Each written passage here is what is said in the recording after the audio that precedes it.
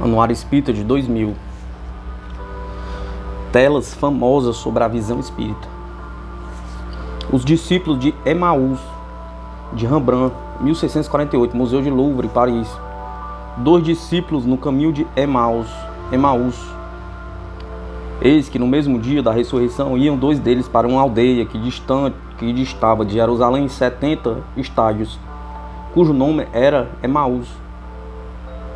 E iam falando entre si de tudo aquilo que havia sucedido. E aconteceu que o mesmo Jesus se aproximou e ia com eles, mas os olhos deles estavam como que fechados para que não o conhecessem. Chegaram à aldeia para onde iam, e ele fez com que ia para mais longe.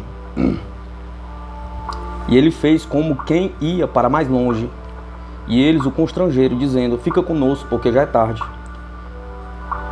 E já declinou o dia, e entrou para ficar com eles. E aconteceu que, estando com eles à mesa, tomando o pão, o abençoou e partiu. E lhe deu. Abriram-se então os olhos e o conheceram.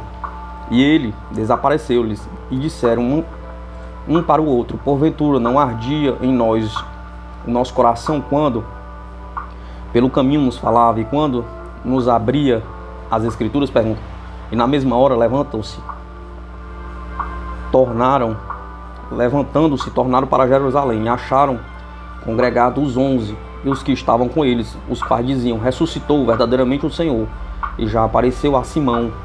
E eles lhe contaram o que lhes acontecera no caminho, e como deles foi conhecido no partir do pão. Lucas 23, 16 a 24, capítulo 24, 3 a 16 e 28 a 35.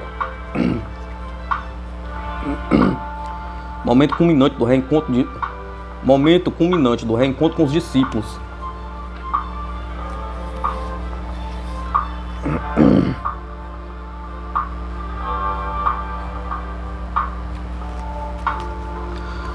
O genial pintor holandês Rembrandt, neste quadro de singela beleza, enfoca o lance culminante do episódio de Emaús, quando Cristo, a partir do pão, se faz aparecer na forma como era conhecido pelos discípulos.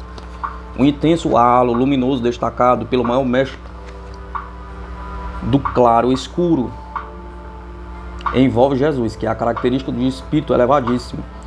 A simplicidade, tanto dele como dos 2 aprendizes, é comovente. O estalanjadeiro de pé serve à mesa e observa a cena. Logo em seguida, nada mais desejando esclarecer além do que lhe disseram na estrada, e com a revelação da imortalidade já constatada por eles, o mestre desapareceu diante dos olhares surpresos dos discípulos. Ressurreição, uma luz a clarear para sempre a estrada cristã. Em suas últimas instruções aos discípulos, Jesus disse-lhes: ainda um pouco, e o mundo não me verá mais. Mas vós me vereis, porque eu vivo, e vós vivereis. Na casa de meu Pai há muitas moradas. Se não fosse assim, eu vos teria dito: vou preparar-vos o lugar, e vos levarei para mim mesmo, para que onde estiver, estejais vós também. João, capítulo 14, 2, 3 e 19. A promessa da ressurreição estava feita. Entendemos que após a crucificação ele deixara o plano físico e, portanto, não mais seria visto sob as condições comuns. Habitaria em uma das moradas da casa do Pai, um determinado local no plano espiritual, onde aguardaria os discípulos, isto é, o momento da desencarnação de cada um deles, quando viria buscá-los pessoalmente. E de fato a sua promessa foi cumprida, pois várias vezes foi visto de forma inequívoca, segundo narrativas detalhadas de todos os evangelistas. A realidade da ressurreição era a essência divina que daria eternidade ao cristianismo.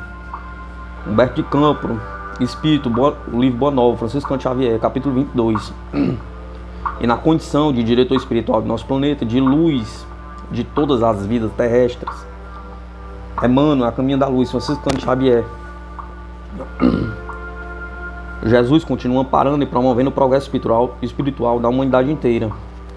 Aparições de Jesus, segundo a análise de Allan Kardec, não apresenta nada de anormal com os fenômenos do mesmo gênero, cuja história antiga e contemporânea oferece numerosos exemplos, sem deles executar a tangibilidade. Observando-se as circunstâncias que acompanharam as suas diversas aparições, reconhece nele, nesses momentos, todos os caracteres de um ser fluídico.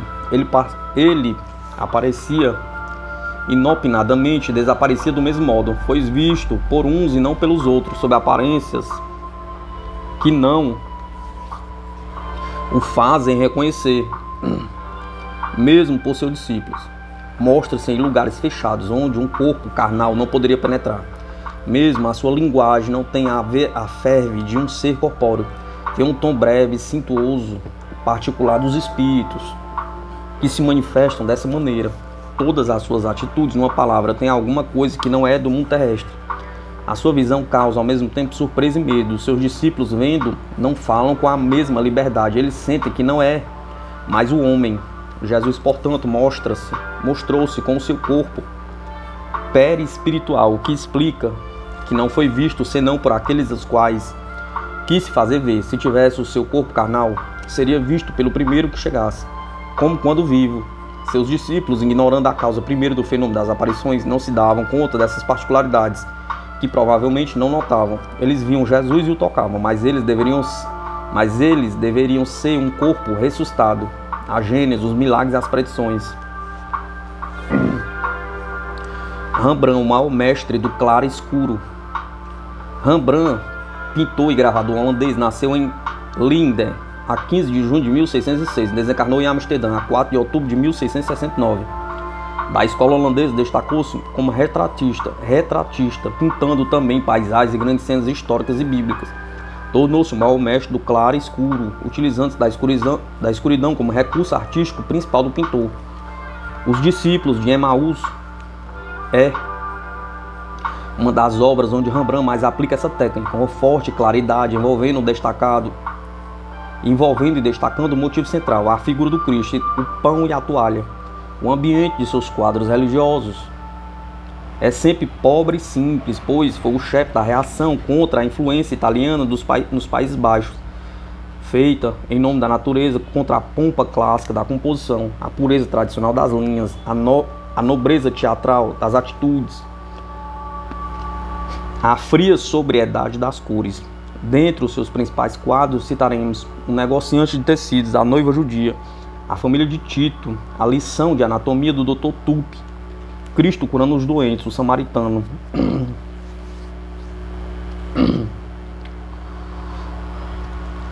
Anuário Espírita de 2000, A Morte de Sócrates, Leonardo da Vinci, 1787, Museu Metropolitano, Nova York.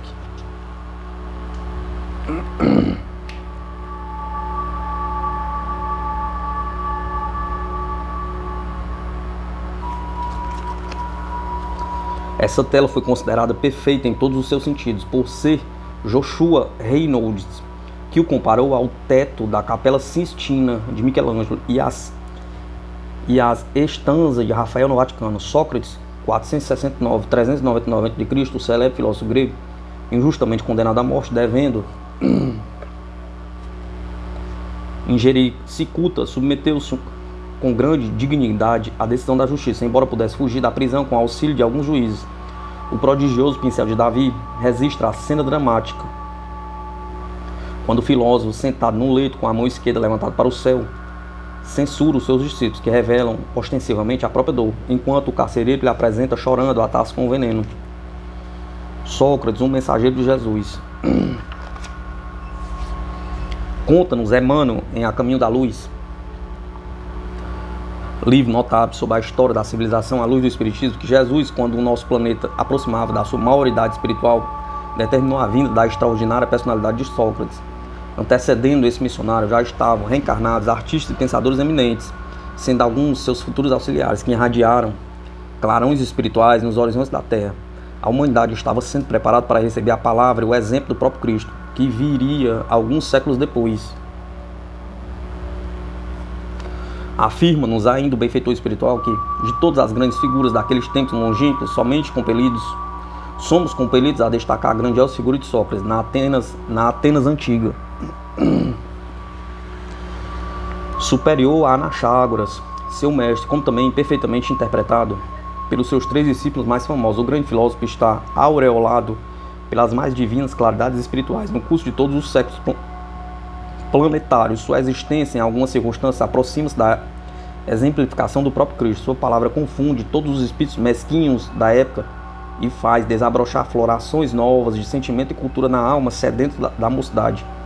Nas praças públicas ensina a infância e a juventude o formoso ideal da fraternidade, da prática do bem, lançando as sementes generosas da solidariedade dos pósteros. Mas Atenas, como cérebro do mundo de então, apesar de seu vasto progresso, não consegue suportar a lição avançada do grande mensageiro de Jesus. Sócrates é acusado de perverter os jovens atenienses, instalando-lhes o veneno da liberdade nos corações. Preso e humilhado, seu espírito generoso não se acovarda diante das provas rudes que lhe atravessam do cálice de amarguras. Consciente da missão que trazia, recusa fugir do próprio cárcere, cujas portas se lhe abrem às ocultas pela generosidade de alguns juízes. Senhor de seu valoroso e resignado heroísmo, Sócrates abandona a terra, alcançando-se de novo nos páramos constelados, onde o aguarda a bênção de Jesus, precursor da ideia cristã e do Espiritismo. Na introdução de O Evangelho segundo o Espiritismo, Allan Kardec assegura que Sócrates e Platão foram precursores da ideia cristã e dos princípios fundamentais do Espiritismo. Lembrando que Sócrates nada escreveu e somente conhecemos a sua doutrina através dos escritos do seu discípulo Platão. Para justificar essa afirmativa, o codificador logo em seguida apresenta um resumo das doutrinas de Sócrates e de Platão, do qual transcreveremos alguns princípios.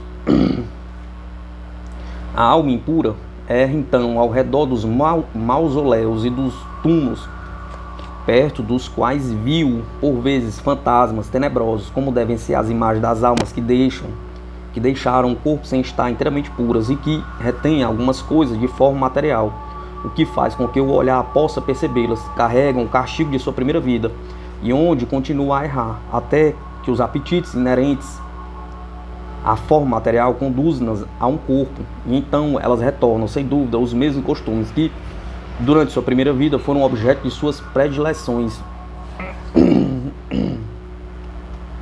Depois de nossa morte, o gênio, daimon, demônio, que nos for designado durante nossa vida, nos conduz para um lugar onde se reúnem todos aqueles que devem ser conduzidos ao Hades, para aí serem julgados. As almas, depois de terem permanecido no Hades o tempo necessário, são reconduzidas a esta vida em numerosos e longos períodos. Quando a alma, está despojada do corpo, carrega os traços evidentes de seu caráter, de suas afeições e de suas marcas que cada ato da sua vida lhe deixou. Assim, a maior infelicidade que possa atingir o homem é a de ir para o outro mundo com uma alma carregada de crimes.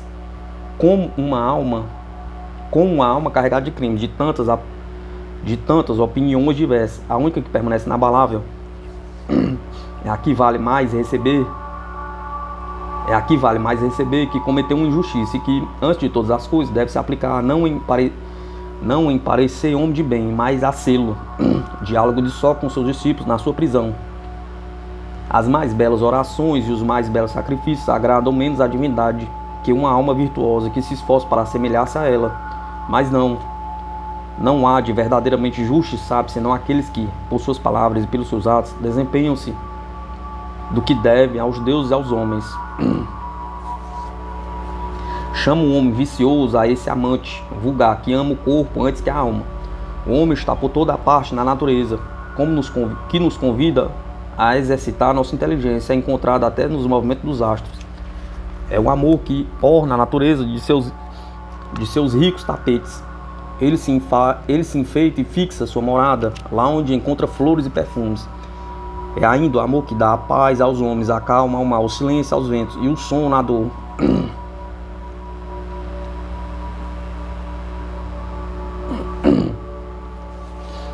Davi, o grande mestre do neoclassicismo. Jacques-Louis David, célebre pintor francês, nasceu em Paris a 30 de agosto de 1748 e desencarnou em Bruxelas em 29 de dezembro de 1825. É considerado o grande mestre do neoclassicismo. Seu estilo monumental, seu culto pelo desenho impecável pelo teatral influenciaram decisivamente o academismo. Revolucionário, arrebatado, assumiu a direção suprema das artes durante a Revolução Francesa. Na era napoleônica, tornou-se o pintor oficial de Bonaparte, do qual fez inúmeros retratos. Entre suas principais obras citaremos O Coração de Napoleão, A Morte de Sócrates, O Rápido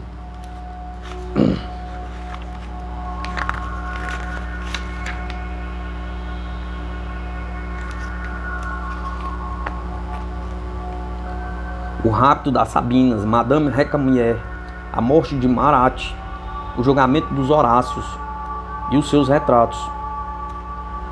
Dante, Vigílio no Inferno, de Dalacroix, 1822, Museu de Louvre, Paris.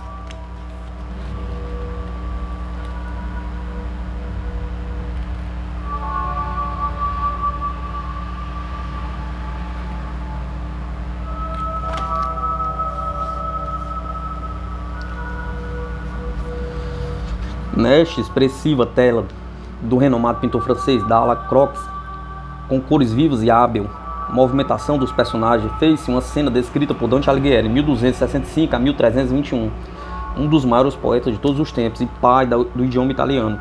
Em sua magistral obra-prima, a Divina Comédia, considerado um poema alegórico religioso-moral, quando ele retrata o inferno. Esta cena refere-se a um episódio do canto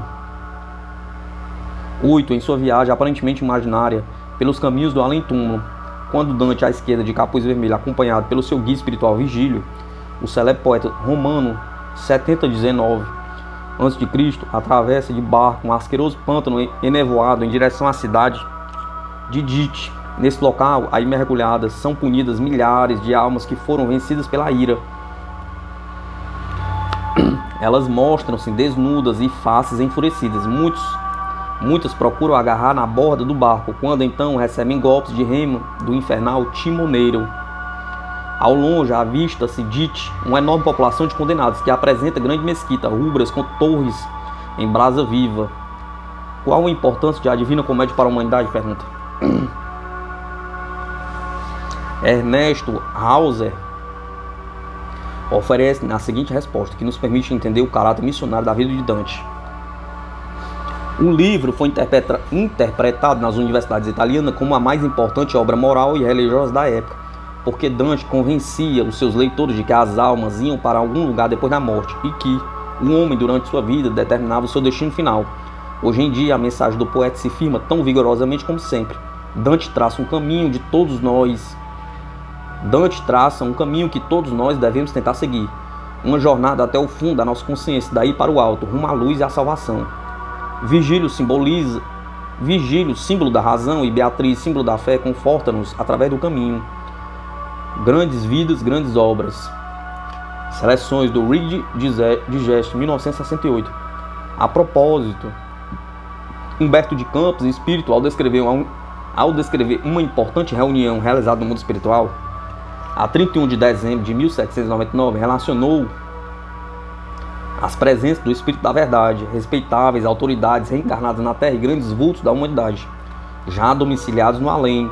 Estes últimos, dentre eles Dante Alighieri, se destacava pela refulgência de suas almas, considerados heróis e paladinos da renovação terrestre. Livro Cartas e Crônica, Franciscano Xavier.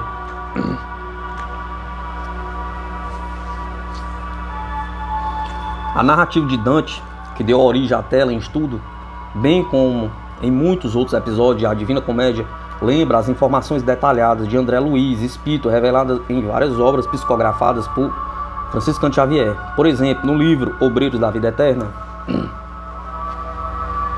em estágio de aprendizagem na casa transitória de Fabiano, localizada num dos planos espirituais, André Luiz visitou, em companhia de uma equipe socorrista, um vale fundo de treva e sofrimento, habitado por um vasto agrupamento de infelizes, mergulhados em compacto e enorme lamaçal.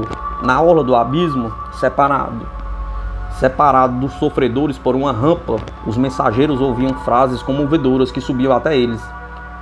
Dolorosos ais, blasfêmias, imprecações. Sabemos que não existem regiões de sofrimento com duração eterna, pois Deus é Pai de amor, que dosa sua justiça com misericórdia. Na ocasião, André Luiz assim foi esclarecido pela irmã Zenóbia, administradora da instituição. Os padecimentos que sentimos não se verificam à revelia da proteção divina. Incansáveis trabalhadores da verdade e do bem visitam seguidamente estes sítios, convocando os prisioneiros da rebeldia à necessária renovação espiritual. No entanto, retraem-se eles, revoltados, endurecidos no mal. Lamentam-se, suplicam e provocam compaixão. Raramente algum deles nos ouve o apelo. Às vezes, intentamos impor-lhes o bem. Entretanto, quando retirados compulsivamente do vale tenebroso, acusam-no de violentadores, ingratos, fugindo ao nosso contato e influenciação. A negação deles continua a orientadora. Não é motivo para qualquer negação de nossa parte. Lembremos de que o esforço da natureza converte o carvão em diamante. Trabalhemos em benefício de todos os necessitados, procurando para o nosso espírito o divino dom de refletir os supremos desígnios. A compaixão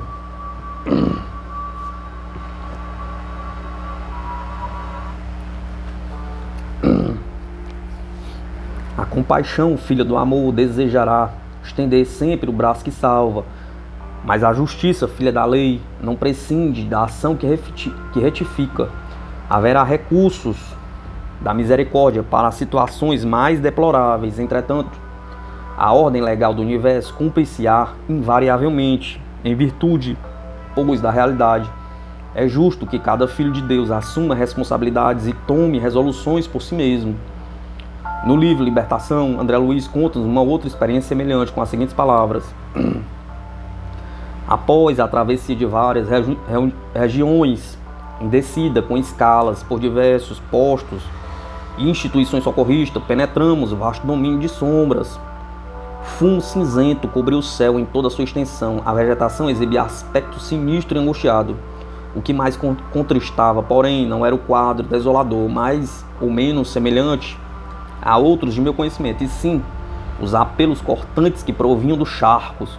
Gemidos tipicamente humanos eram pronunciados em todos os tons, lembrando a selva oscura a que Alighieri se reporta no imortal poema. Eu trazia o coração premido de interrogativas inquietantes. Em minutos breves, penetramos vastíssima aglomeração de vielas, reunindo casario decadente e sórdido. Palácios estranhos surgiam imponentes, revestidos de claridade abraseada, semelhante a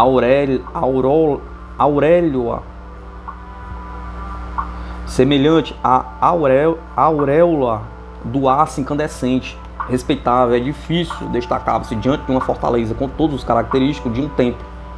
Observe-se nestas revelações que existem no mais além regiões muito semelhantes ao purgatório e ao inferno da teologia mitológica. Portanto, é razoável e lógico acreditar que Dante esteve muitas vezes em desdobramento espiritual durante o sono em várias regiões do mundo maior, recolhendo informes que deram origem à Divina Comédia. Um dos seus biógrafos escreveu que Dante viu seus outros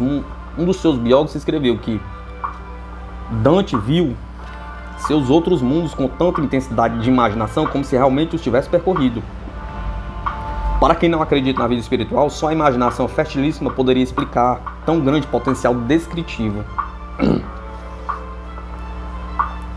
Santa Brígida e Soró Josefa Menendez talvez visitaram regiões purgatoriais e infernais.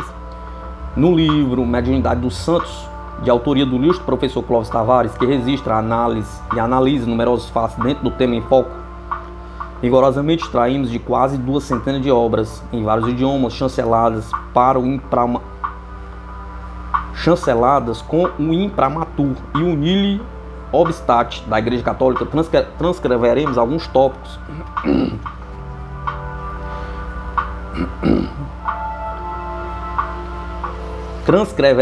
tópicos em torno dos desdobramentos espirituais que Santa Brígida da Suécia, 1302 e 1373, e Soró Josefa Menendez tiveram, permitindo-lhes trazer informações importantes das regiões espirituais de muito sofrimento. Outras vezes, sua clara evidência de Santa Brígida penetrou regiões de sofrimento no mundo invisível, os extensos reinos do purgatório, e pôde enxergar malfeitores desencarnados atormentando seus infelizes habitantes, fazendo-nos recordar as descrições de André Luiz a respeito das regiões umbralinas. Às vezes, o olhar profundo da grande vidente penetra regiões de ainda maiores sofrimentos, regiões infernais, a As trevas infernais das descrições de André Luiz em Ação e Reação, do livro, capítulo 10. Anuário Espírita de 2000. Apelo ao Amor é um livro católico publicado por jesuítas franceses. Josefa foi uma religiosa nascida na Espanha em 1890 e falecida na França em 1923. Um capítulo inteiro é dedicado aos desdobramentos da freira. Várias vezes em espírito percorreu ela as regiões que denominou purgatoriais e infernais. Muitos desses fenômenos são perfeitamente iguais aos descritos nos livros espíritas, fatos semelhantíssimos a vários casos relatados por Ernesto Bozano em suas monografias. Chico Xavier, abre aspas. Dante era um grande médium, além de culto poeta, fecha aspas. Quando psicografava os livros de André Luiz, via-se o Chico, em dado momento, transportado àquelas regiões que lhe falava o esclarecido autor de libertação. Cenas dantescas presenciava. Homens com fisionomias de crocodilos, cobras, arrastando-se conturbando o ambiente, já de si pavoroso. Outros urrando como animais ferozes. Lembrando-lhe Dante, revelando-lhe os círculos do inferno dantesco, criaturas transformadas em árvores, enterradas até a cintura, verdadeiros duendes animalizados, e o médico concluiu sua visão.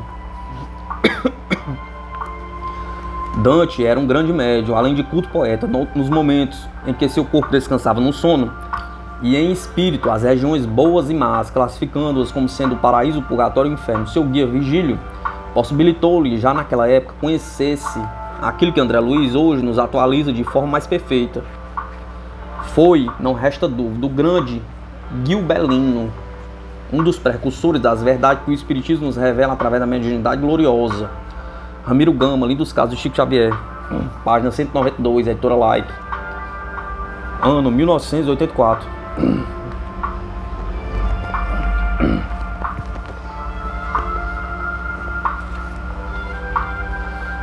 Delacroix, um dos maiores pintores franceses.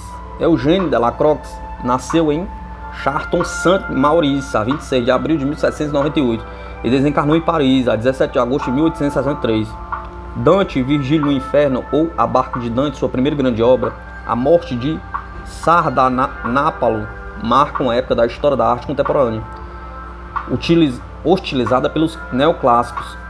Foi considerado o chefe da escola romântica francesa de pintura. Imprimiu a sua pintura composições movimentadas e cores vivas. Seu objetivo foi criar emoção e energia, exaltado por fortes contrastes de cores, por um desenho torturado e por uma composição turbilhante.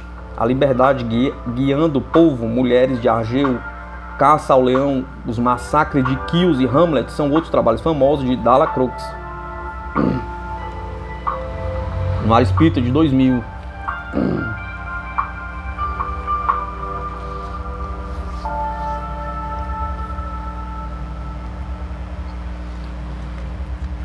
Irmãos que regressaram ao plano espiritual. João Bezerra Vasconcelos.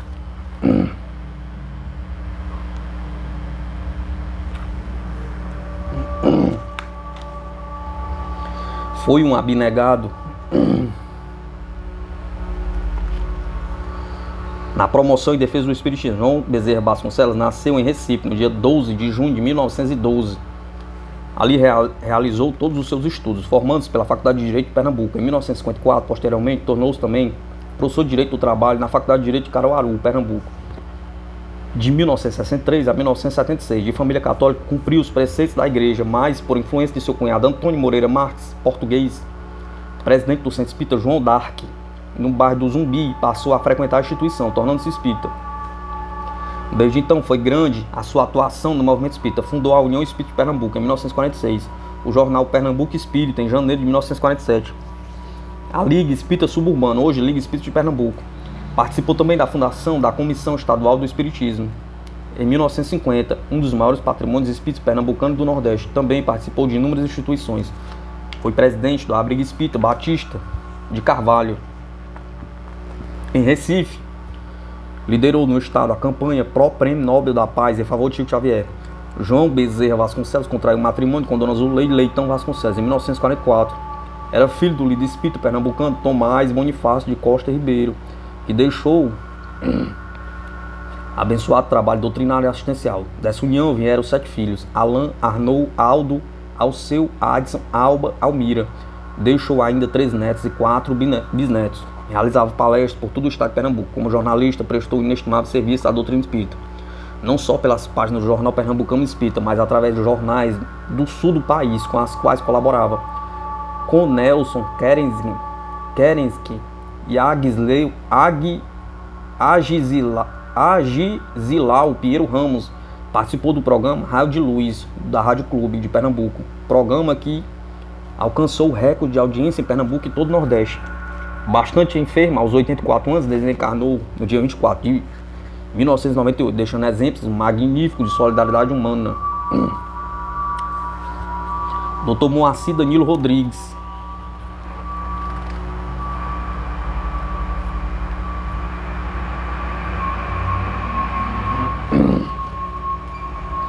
O desembargador Moacir Danilo Rodrigues retornou à espiritualidade no dia 26 de agosto de 1998, em Porto Alegre. Nascido na cidade de Calendária, Rio Grande do Sul, em 1º de setembro de 1942, exerceu diversas atividades como bancário, professor, radialista e jornalista. Foi presidente da Câmara de Vereadores e prefeito de sua cidade natal. Formou-se em 1970, ingressando na magistratura em 1972. Lecionou na Faculdade de Direito da Universidade de Passo Fundo e na Escola Superior de Magistratura. Moacir Danilo Rodrigues deixou 4 filhos: Marcelo Mairon Rodrigues, juiz de direito, e Darlene M. Rodrigues, do casamento com Domitília Nunes Rodrigues, e os menores Fernando e Rafael, do segundo matrimônio com Tatiana Guimarães Rodrigues. Foi muito grande a sua folha de serviços prestados ao espiritismo e à comunidade gaúcha. Fundador e presidente de casas espíritas, integrou o Conselho Executivo da Federação Espírita do Rio Grande do Sul, como diretor do Departamento de Comunicação Espírita do período 95-96. Afastou-se do cargo por motivo de saúde. Mesmo assim, continuou colaborando com a revista Reencarnação e como assessor do presidente da federação. Fundou o jornal Diálogo Espírita, sendo seu diretor e colaborador sistemático. Sugeriu o nome do programa da Federação Espírita do Rio Grande do Sul na Rádio Bandeirante, AM 640, Plenitude, transmitido todos os sábados, das 21 às 22 horas. Na fase mais dolorosa de sua saúde, teve um comportamento de extrema dignidade, uma conduta ímpar de fé e resignação, confiante nos desígnios de Deus. Pedro Paulo.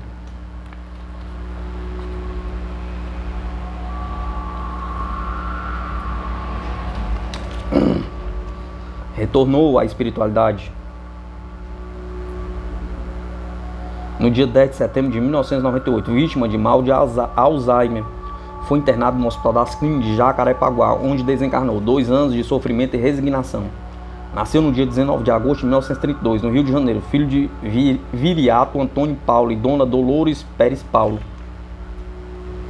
De família humilde, teve que trabalhar ainda muito cedo, em virtude do estado de saúde de seu pai, ajudando então na manutenção da família. Graças à sua inteligência e esforço, conseguiu por concurso uma bolsa de estudos que lhe permitiu fazer o curso ginasial no Colégio Arte e Instrução, sendo aluno do professor José Jorge, pré-claro confrade do Espiritismo.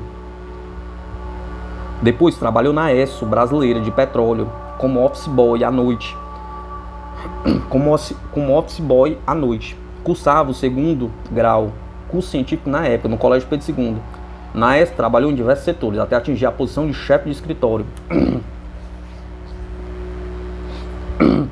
Casou-se muito jovem com Dona Ilma Silva Paulo, nascendo do matrimônio de 7 filhos: Pedro Luiz, Luiz Pedro, Paulo César, César Augusto, Carlos Alberto, desencarnado, Carlos Alberto, segundo filho com o mesmo nome, Fernando e ainda Maria da Graça, adotiva. Deixou 5 netos. De família espírita, desde criança frequentou a escola primária de evangelização, então chamada de Aula de Moral Cristã, do grupo espírita Guias Celestes. Na adolescência participou da Juventude Espírita Teresa de Jesus, foi presidente e secretária da juventude dessa instituição, onde conheceu a jovem que seria sua esposa. Nas tardes fraternais da juventude participava declamando sonetos e poesias de sua autoria a outros confrades poetas. Fez teatro de amadores ao lado de um grupo de idealistas. Dedicou-se também aos necessitados, realizando a campanha do quilo em favor do abrigo nazareno para mais de 60 meninas, dirigido pelo saudoso confrade Daniel Cristóvão. Médio abnegado, realizou tarefas mediúnicas em diversas instituições daquele ramal, além do Grêmio Espírita Guia Celeste. Presidiu a Associação Divulgadora do Livro Espírita. Como expositor, participou de diversos eventos na capital e no interior do estado, sendo muito requisitado para esta tarefa.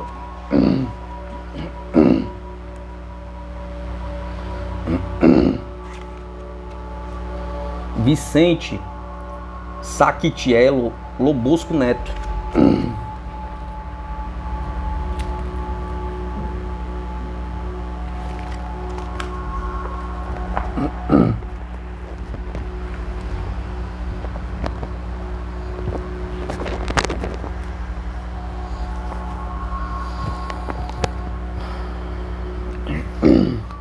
Trabalhador dedicado ao espiritismo, sua participação no movimento foi dos mais promissores em diversas tarefas, fundando instituições, criando jornais e promovendo obras assistenciais. Regressou à espiritualidade em São Paulo no dia 11 de setembro de 1998, vítima de um infarto miocárdio. Vicente Saquitiello Lobosco Neto nasceu na cidade de São Paulo no dia 27 de janeiro de 1913. Filho de pais italianos, Francisco Saquitiello e Dona Paulina Lobosco Saquitiello. De família numerosa, deixou os irmãos Armando, Antonieta, Assunta, Olga, Miri, Dava, Menezes, Disse e Wanda. Deixou também sua filha Flávia Regina Rodrigues e os netos Juan Pablo e Leandra. Com Herculano Pires e outros companheiros, foi um dos fundadores do Clube dos Jornalistas Espíritas, amigo incondicional de Antônio Batista Lino. Muito trabalhou pela editora LAC, batalhando pela divulgação do livro. Depois fundou a livraria Emmanuel, já extinta, promovendo o comércio livreiro. Vicente marcou passagem entre nós com episódios dignos de nota, como por exemplo, estava na porta da Federação Espírita do Estado de São Paulo, quando alguns confrades aproximaram e apresentaram o projeto de um jornal que a LAC estava criando e perguntaram: "Você sugere um nome para esse órgão de imprensa espírita?" Vicente humildemente respondeu: "Bem, já existe a Folha Espírita, eu a chamaria de Jornal Espírita." A sugestão foi aceita pelos amigos. Curiosa coincidência, o Jornal Espírita hoje pertence à Federação Espírita do Estado de São Paulo. Arnóbio Lírio.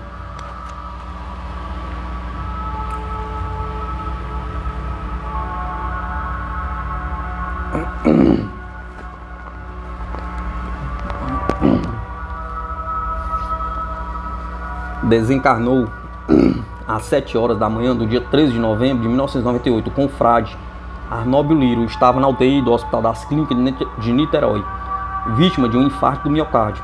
Arnóbio Lírio nasceu na cidade de Macaé, Rio de Janeiro, no dia 26 de fevereiro de 1925, filho de Antônio Lírio e Dona Emília da Cruz Lírio. Era casado com a confreira Leda Coutinho Lírio. Tiveram um casal de filhos, os professores Paulo Sérgio Lírio e Leila Maria Lírio Boechat, casada com o médico Roosevelt Moraes Aquino Boechat, aos quais deram os netos Carlos Eduardo e Vanessa. Dono de belíssima voz na categoria de baixo barítono, poderia tornar-se também admirável locutor, o que não o atraiu. Foi funcionário da Companhia Écio de Petróleo, como técnico de administração. Quando se aposentou, preferiu dedicar-se ao espiritismo. Era um médium de grande sensibilidade. Foi um dos fundadores do Centro Espírita Irmã Sheila, no bairro da Fonseca, em Niterói, integrando o Conselho Deliberativo. O expositor brilhante falou em incontáveis instituições espíritas de Niterói e de outras cidades.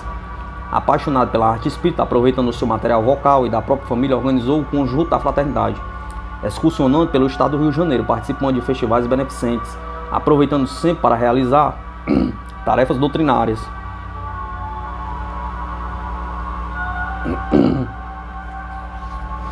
Portador por muitos anos de insuficiência renal, causando-lhe sérios problemas, não deixou de propagar a doutrina espírita, aproveitando sua magnífica oratória. Deolinda Amorim convidou várias vezes para frequentar as reuniões do Instituto Cultura Espírita do Brasil, onde sempre era recebido com muito carinho. Foi conselheiro da Federação Cristã Espírita Cultural Paulo de Tarso, mantenedora da Rádio Rio de Janeiro, onde participou por diversas vezes das campanhas financeiras com muito entusiasmo. Arnóbio Lírio foi aquele amigo sempre disposto a servir, que o Divino Mestre Jesus o ampare na nova jornada da espiritualidade. Alberto de Souza Rocha.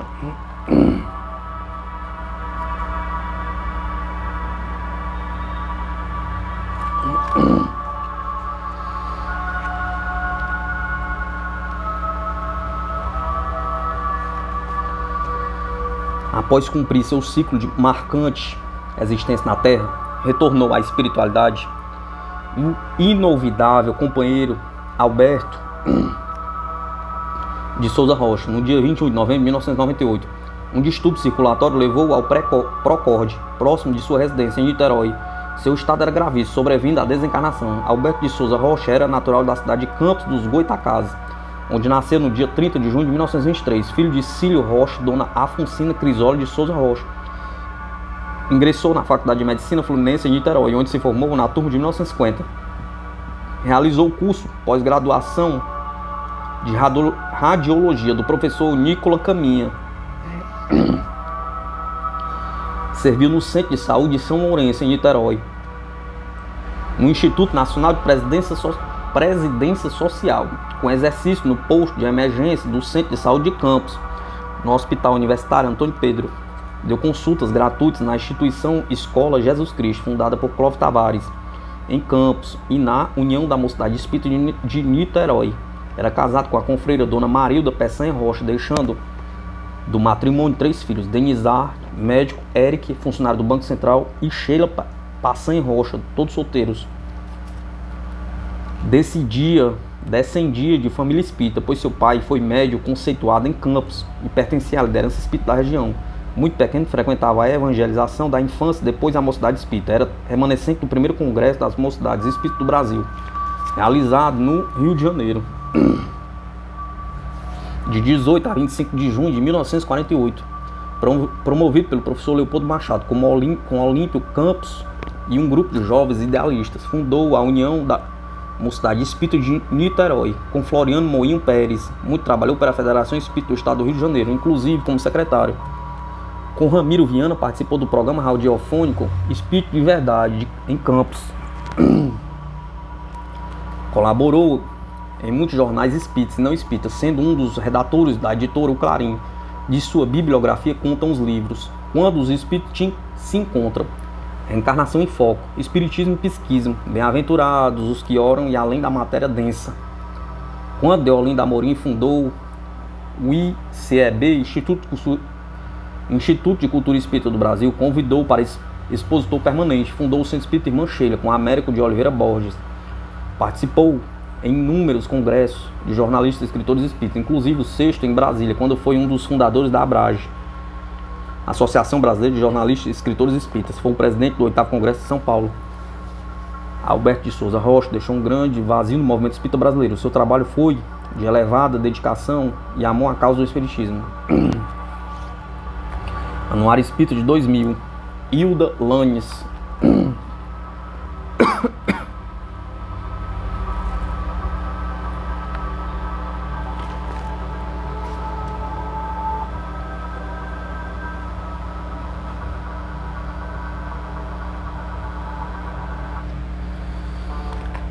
Divulgadora do Espiritismo e do Esperanto, Hilda Lanes nasceu no dia 18 de agosto de 1931, na cidade de Centenário, Minas Gerais, e desencarnou no dia 16 de dezembro de 1998, em Niterói. Era filha de Isaías Balbino Lanes e Dona Arminda Lanes, profitentes do protestantismo, e viveram sob os mais severos princípios do dever religioso. A família transferidos para Governador Valadares, Minas Gerais. Seu pai, respeitado delegado de polícia, estava a serviço de sua profissão. A pequena Hilda contava apenas 4 anos de idade quando falou à sua mãe: "Mamãe, nós não temos um pai. Mamãe, nós não temos mais pai." A mãe, surpresa, esperando tratar de uma fantasia da criança, pediu-lhe para ir brincar com os irmãos. À noite, alguém bateu à porta e, para a imensa tristeza da família, informou a morte do delegado em serviço. Ele contava 34 anos e foi morto em emboscada quando realizava uma diligência policial. Acostumado às reflexões sobre o evangelho, com o hábito da prece, muitas vezes sentiu impulsos para escrever. Tomava de papel e lápis, escrevendo com facilidade e fluência poemas que falavam da relação do homem com Deus. Não tinha qualquer noção do espiritismo, nem da mediunidade. Achava esquisito que, no final, assinava outros nomes estranhos. Mantinha um caderno repleto desses escritos. o que só entendeu alguns anos depois, quando conheceu o espiritismo. Formou-se professor e passou a dedicar-se à alfabetização de crianças e adultos. Casou-se em 1954 com Walter de Lima Salles e tiveram 2 filhas, Mary e Milma.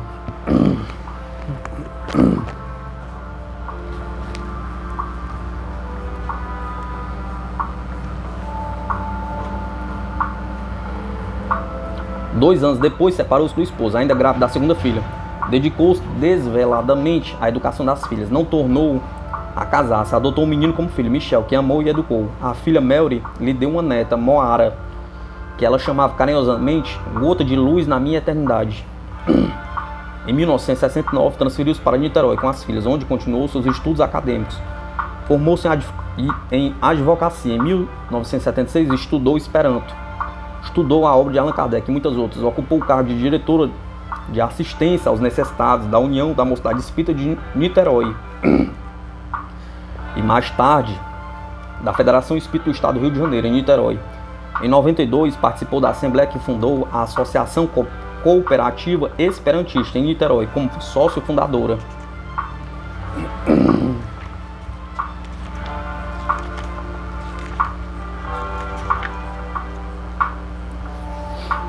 George William Meek.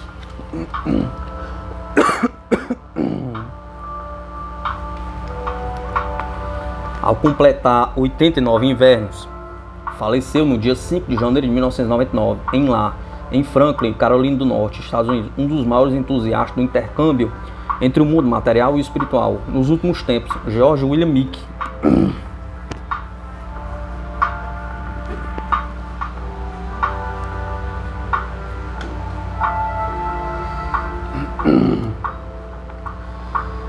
Em 7 de janeiro de 1910, nascia George William Meek em Springfield, Ohio, Estados Unidos, idealizador do Spiricom, junção das palavras inglesas speech mais communication. Conseguiu com esse equipamento, nas décadas de 70 e 80, o primeiro diálogo gravado entre um encarnado, o extraordinário médium William John O'Neill, técnico em eletrônica e radioamador, e o espírito George Jeffreys Miller, engenheiro elétrico, falecido em 1967. Foram gravadas mais de 20 horas de comunicação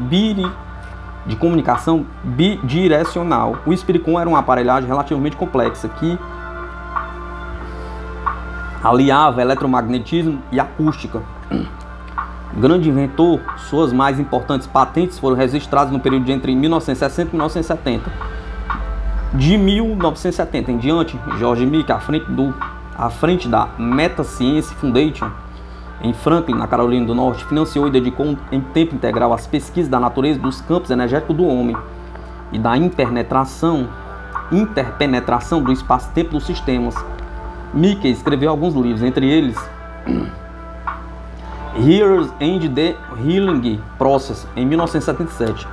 Trata sobre informações sobre 10 anos de pesquisas levadas a efeito em 6 países por 14 reconhecidos investigadores na área de paranormalidade. Essa obra foi recomendada pela Organização Mundial de Saúde como leitura necessária aos profissionais de saúde em todos os países emergentes. A tradução desse livro para o português, As Curas Paranormais, publicada pela Pensamento. Essa obra informa sobre respostas científicas às questões sobre a vida após a morte, delineadas a partir de uma variedade de fontes religiosas e metafísicas e relacionadas com as descobertas científicas emergentes. Em 1980, no Rio de Janeiro, a editora Record publicou essa obra traduzida para o português por Gilberto Campista Gaurino, com o título O que nos espera depois da morte? Pergunta. Segundo o cientista Hernando Guimarães Andrade, o mais dileto amigo em plagas brasileiras, o trabalho mais importante desenvolvido por George Meek foi a divulgação da transcomunicação instrumental, não só na Europa, mas no mundo todo. No ano de 1982, ele realizou 46 viagens visando esse mister.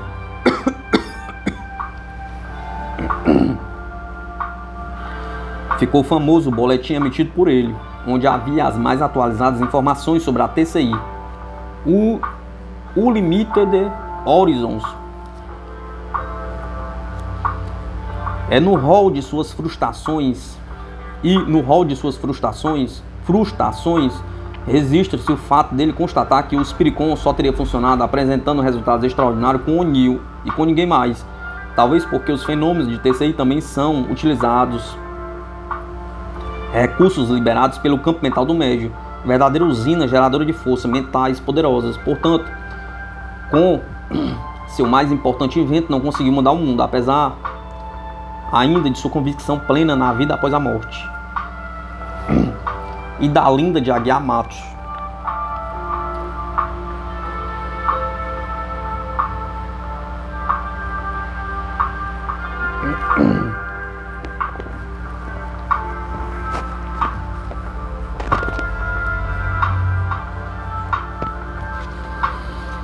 Retornou à espiritualidade no dia 22 de janeiro de 1999, no Hospital da Beneficência Portuguesa, no Rio de Janeiro. A confreire da Linda de Aguiar Matos, no dia 31 de dezembro de 1998. Foi hospitalizada em consequência de fratura no fêmur. Estava passando bem, pronta para regressar ao lar, quando sofreu uma embolia cerebral e desencarnou. Nasceu no dia 12 de outubro de 1903, na cidade do Rio de Janeiro, filha de Joaquim Ferreira de Aguiar e Dona Isabel Rosa Brandão de Aguiar. Realizou apenas o curso primário. Autodidata, ela alcançou invejável cultura, tornando-se escritor e jornalista. Seu esposo, Armando de Oliveira Silva Matos, a precedeu no retorno à espiritualidade. Tiveram apenas um filho. Armando de Aguiar Matos, médico já desencarnado, criou vários filhos adotivos. Deixou 2 netos, Mônica e Alexandre. Apesar da filha e neta de espíritas, ainda muito jovem, optou pelo catolicismo. Tornou-se espírita, no entanto, graças à sua mediunidade, se manifestando em 1931, quando passou a frequentar um grupo familiar. Em 1934, já casada, morando em Nova Iguaçu, iniciou seus estudos doutrinários com o professor Leopoldo Machado, juntamente com Marília Barbosa.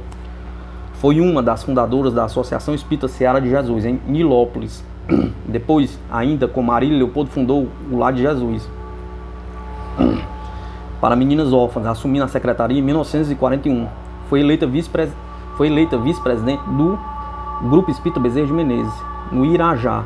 Nesse mesmo ano, fundou a instituição Cooperadoras do Bem Amélie Boudet, com Jaime Hollenberg de Lima, em Vila Isabel. A finalidade era levar o evangelho aos detentos e amparar suas famílias.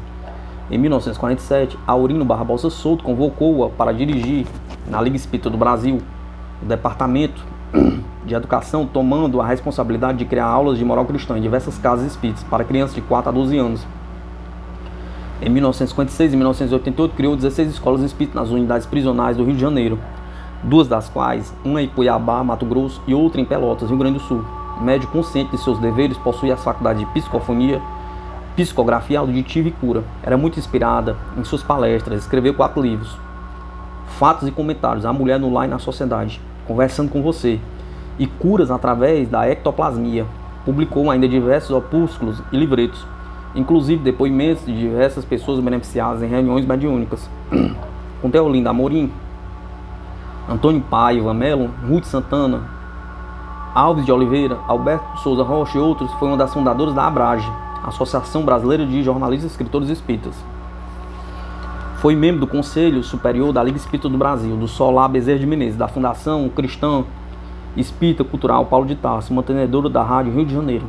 Espírita abnegada, sincera em todas as suas iniciativas, formou um vasto círculo de amizades e de admiradores de sua obra, e da Linda de Aguiar Matos difundiu o espiritismo por todos os meios e formas. Podemos afirmar que ela teve uma vida missionária. Elizabeth Dantas Cavalcante, Dona Niná.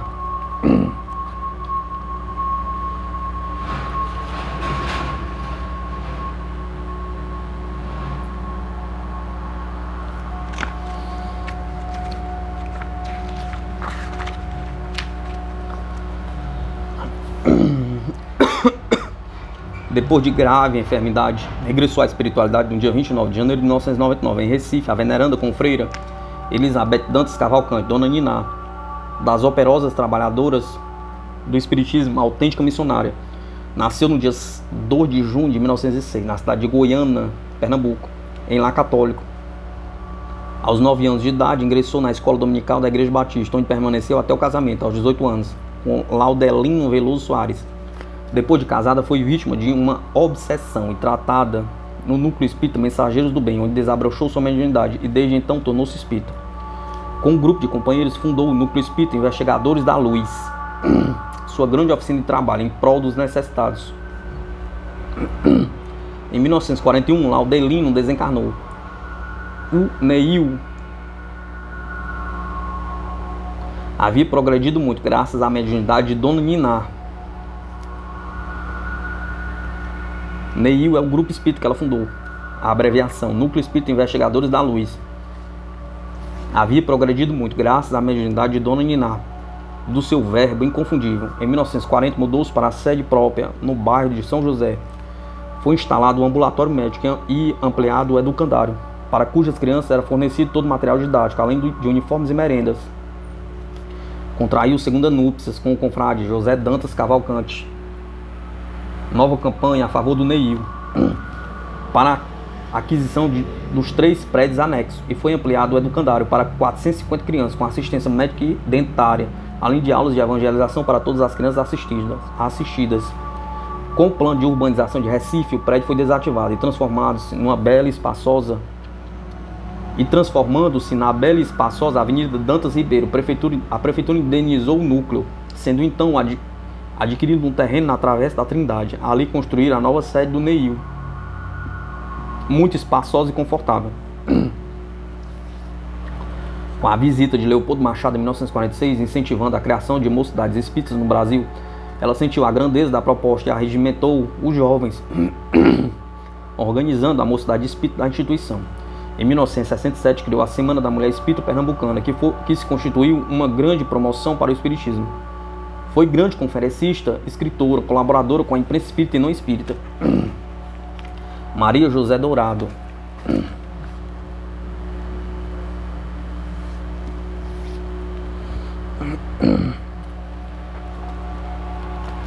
Regressou à espiritualidade no dia 1º de fevereiro de 1998, no Rio de Janeiro, a ceareira espírita Maria José Dourado, deixando imerso na mais funda saudade o esposo, jornalista Enéas Pereira Dourado. Ao lado de Olinda Amorim, foi das fundadoras do Instituto de Cultura Espírita do Brasil, onde prestou os mais relevantes serviços. Maria José era natural da cidade de Teresópolis, Rio de Janeiro, onde nasceu a 10 de fevereiro de 1910.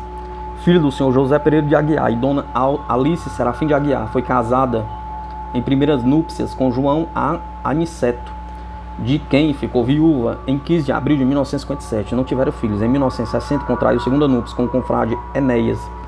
Criaram e educaram diversas crianças como filhos, entre os quais seu sobrinho, José Luiz Valença Rezende, católico de origem, ingressou no espiritismo ao desabrochar sua mediunidade. Apareceram-lhes graves problemas de saúde que os médicos não conseguiam diagnosticar. Indicaram-lhe um médico de nome Dr. José Cury, que lhe sugeriu procurasse o Centro Espírita Francisco de Assis, na rua Conde Irajá, 640, em Botafogo. Lá desabrocharam as suas mediunidades psicofônicas e psicográficas. Logo passou também a aplicar passes. Frequentava a Liga Espírita do Brasil e o Instituto de Cultura Espírita, do qual foi coordenadora do Departamento Feminino, com Dona Delta Amorim e outras. Em 1954, Maria Dourado passou a frequentar assiduamente o Centro Espírita Seara Fraterna, que era mais próximo de sua residência, onde prestou inestimável serviço. Seus exemplos de solidariedade humana serão sempre lembrados por todos os que procurarem seguir os ensinamentos de Jesus.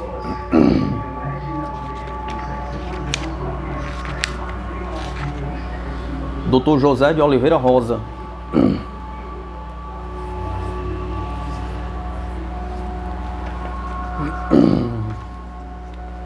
Retornou à vida maior em Vitória, Espírito Santo, com o frade José de Oliveira Rosa. Era juiz de direito, depois desembargador, e foi sempre incansável na promoção do estudo e difusão do espiritismo, participando também de abnegadas tarefas assistenciais. Em todas as comarcas em que exerceu suas atividades de magistrado, logo se destacava visitando as instituições espíritas, frequentando e participando mesmo de suas atividades.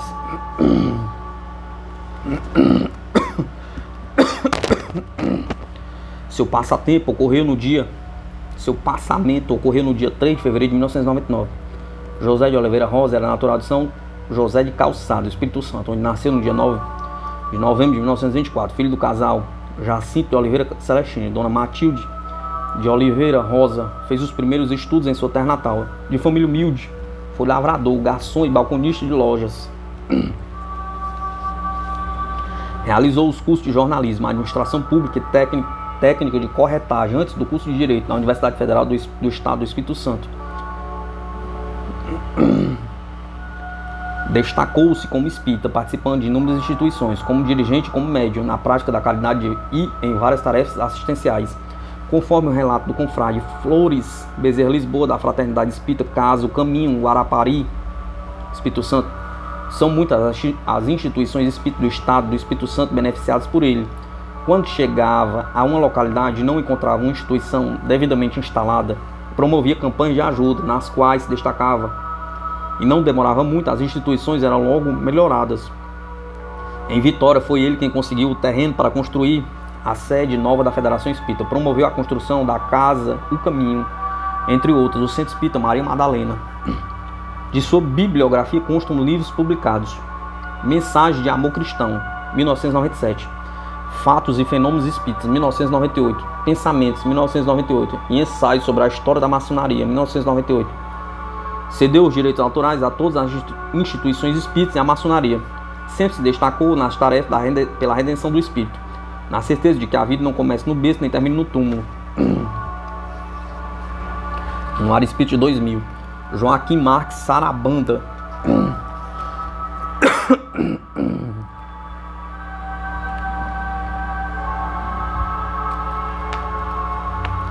Joaquim Marques Sarabanda sempre se destacou como divulgador do espiritismo, incansável nas promoções na área assistencial.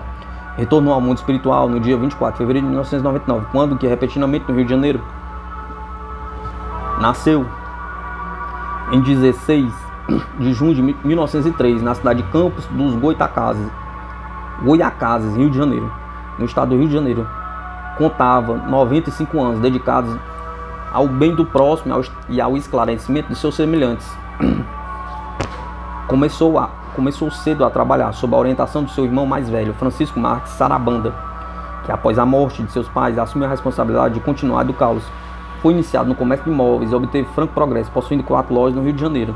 Casou-se com Dona Elza Reis Sarabanda. Tiveram 2 filhas, Valquíria Sarabanda Cruz e Sueli Sarabanda Vernieri Lopes.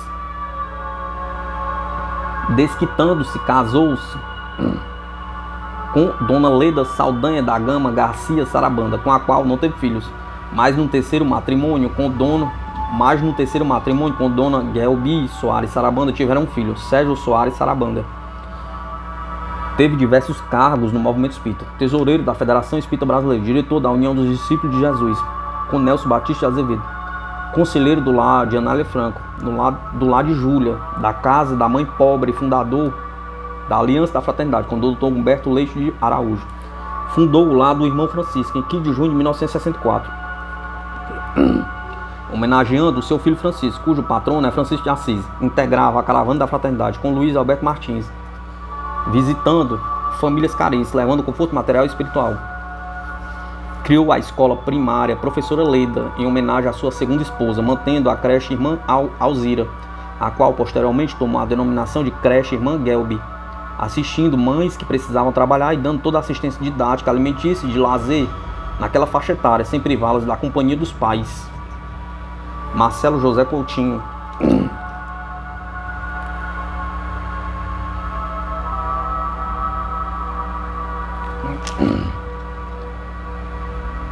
Vítima de insidiosa enfermidade que o deixou sob constantes cuidados médicos, o jovem confrade Marcelo José Coutinho desencarnou no Hospital da Aeronáutica no dia 2 de março de 1999. Contava apenas 33 anos de idade. Nasceu na cidade do Rio de Janeiro no dia 16 de março de 1966. Filho de Davi Coutinho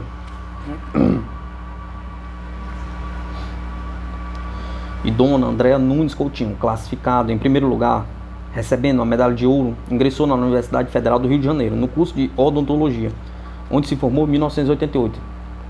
Ingressou a seguir no Corpo de Saúde Aeronáutica como oficial, onde ocupava o posto de capitão.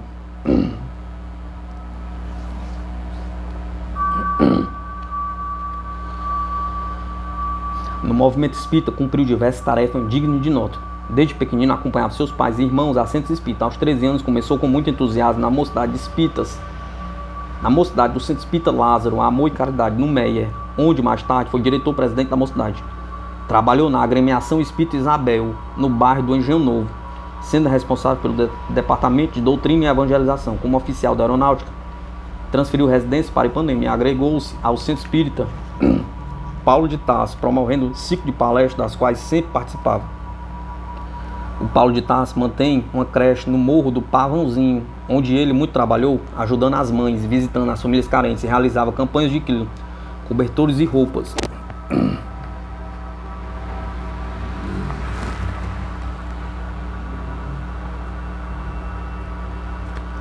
Calçados e utensílios domésticos. À noite, com um grupo de abnegados companheiros, saía à procura de mendigos, distribuindo alimento. Prestou inesquecível serviço aos cegos do Instituto Benjamin Constante, situado na Praia Vermelha, fazendo leituras didáticas e dos livros de Allan Kardec, gravando os estudos em fitas cassete, onde muito ajudou os cegos.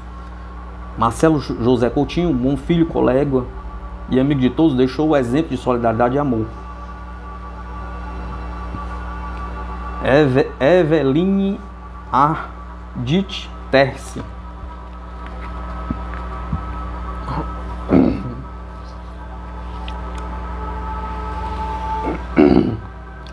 Desencarnou no Rio de Janeiro no dia 14 de abril de 1999, com 84 anos de idade, a confreira Eveline Ardit Terce, a excelente escrita, mais conhecida por Margarida.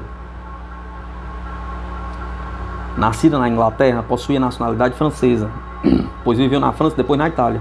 Da Itália, com o esposo César Silva Terce, que foi herói da resistência na Segunda Guerra Mundial, veio para o Brasil.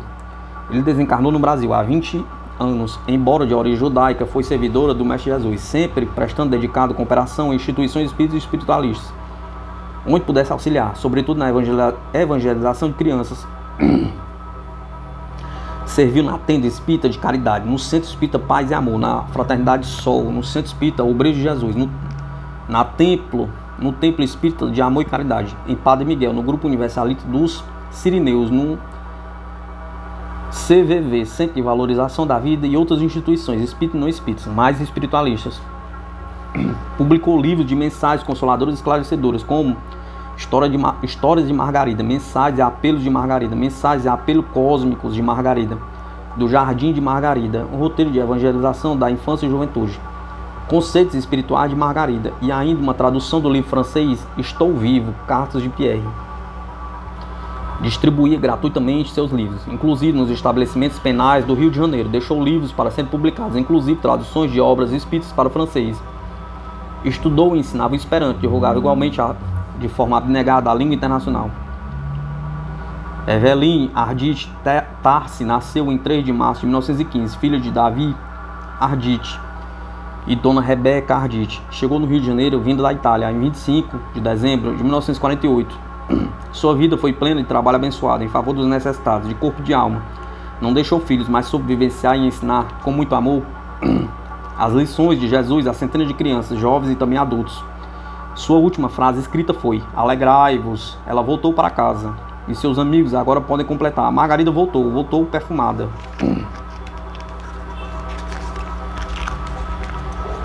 Dona Adete Ferreira Viana.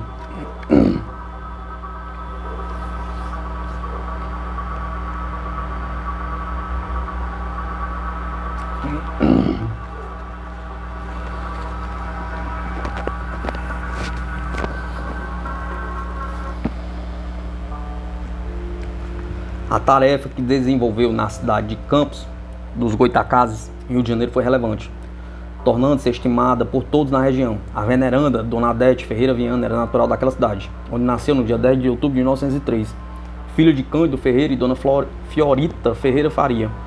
Casou-se com Ramiro Martim Viana em 1926, que lhe precedeu na vida maior, há 18 anos. Também em Campos tiveram 4 filhos, Walter, Célia, Ciro e Paulo Sérgio.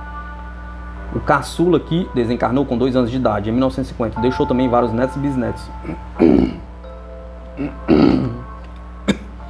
Ramiro Viana era espírita e, quando seu filho desencarnou, conformou-se com a vontade de Deus, fez tudo para conduzi-la à casa espírita. Ela não se conformava, mas aceitou o convite para visitar Chico Xavier, em Pedro Leopoldo. Ele psicografou uma mensagem do filho, que muito os confortou, Desde então, ela passou a acompanhar o esposo no movimento espírita, inclusive participando da fundação do grupo espírita Araci, com o médium Raimundo Peixoto Lins. Era responsável pelas reuniões de materialização. Em 1953, ingressou no abrigo Dr. João Viana, destinado ao tratamento dos doentes mentais e obsediados, onde foi responsável pela tesouraria e assistência aos necessitados. Em 1967, ela e Ramiro Viana iniciaram um grande trabalho no grupo espírita Allan Kardec, no qual se fixou em definitivo, trabalhando para a construção da nova sede. Construiu também a Casa da Sopa, anexa ao mesmo centro, fundada em 1974. Criaram também o Departamento de Assistência Social do Allan Kardec, onde uma multidão de carentes, oriundos das favelas, recebiam diariamente suculentos pratos de sopa. Empenhou-se também pela criação do Departamento Médico e Odontológico, realizado por profissionais voluntários, e da Escola de Corte e Costura, que arregimentava jovens para a confecção de enxovais para recém-nascidos. Além de todo o trabalho na cidade de Campos, ela e Ramiro frequentavam o grupo espírita Dr. Dias da Cruz, em Caratinga, Minas Gerais, participando de reuniões de cura através da mediunidade de materialização do abnegado médium Antônio. Ramiro era um dos diretores e por mais de 20 anos o casal colaborou com a tarefa. Dona Adete desencarnou no dia 21 de abril de 1999 em Campos dos Goitacazes, aos 95 anos de idade. Seu corpo foi velado no grupo espírita Allan Kardec, onde uma multidão compareceu para as últimas despedidas.